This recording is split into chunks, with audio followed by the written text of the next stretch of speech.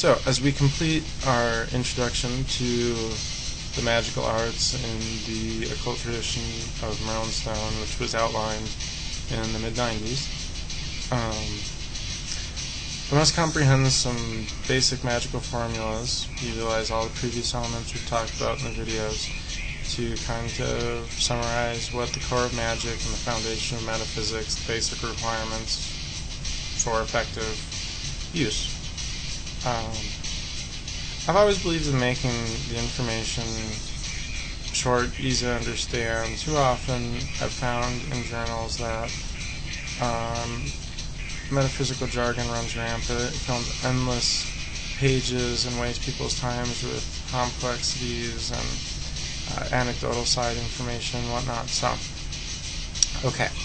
One of the most important ingredients to magic is desire. And this is not the desire of wishing, longing for, needing, becoming entrapped in the mind of those games. No. It is the desire in the sense that there is something you are willing the change to happen.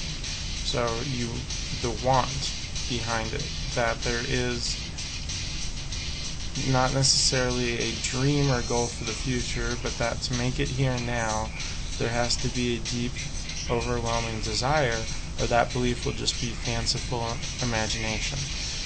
What ends up happening is, in most people's use of desire, the longing, the wanting in the longing, is that it is constantly something to be obtained, but never actually obtained. It's something I still need, it's something I'm still trying for, it's not in the here and the now.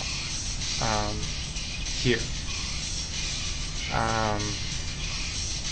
So you'll find that without the energy behind it that we call desire, because it now has a flavor, it'll just remain a visualization. So the purpose of magic is to ensure the outcome of one's desires.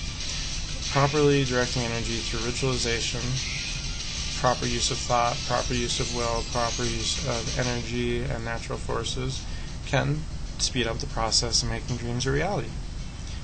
The timing is the second key, and this is very important in traditional metaphysics.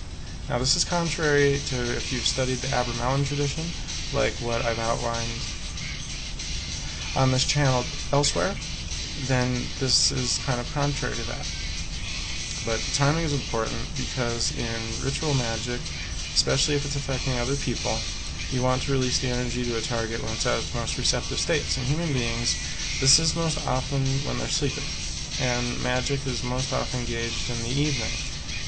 Unless it's a solar festival that a lot of people who take on a lifestyle that observes seasonal cycles, those tend to take place during the day, at dawn, and sometimes at night.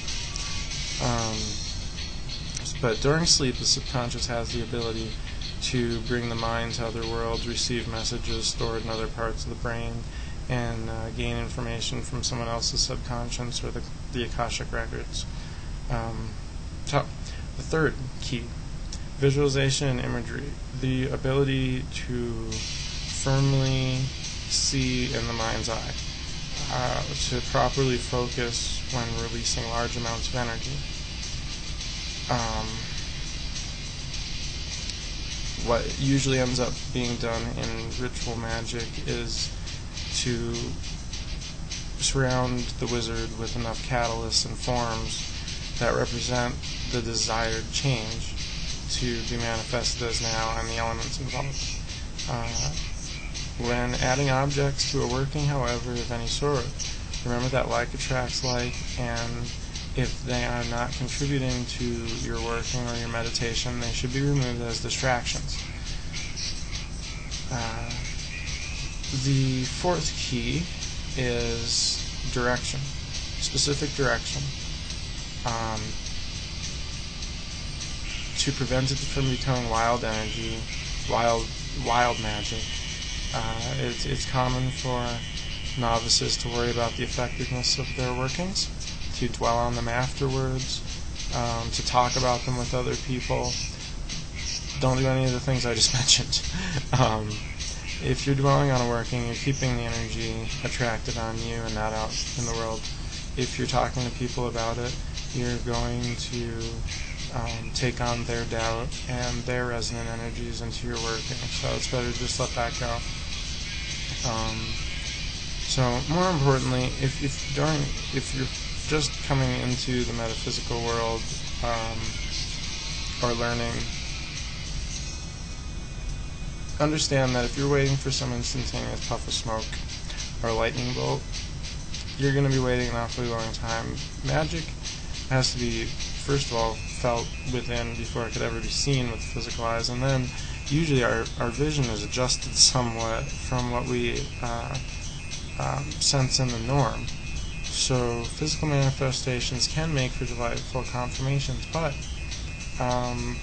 they don't always happen very often. They don't always last very long, and it's not something to make the priority. So this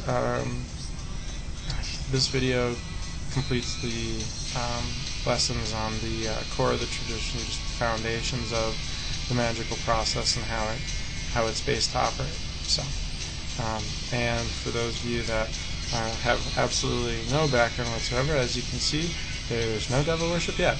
So, and you won't find any here.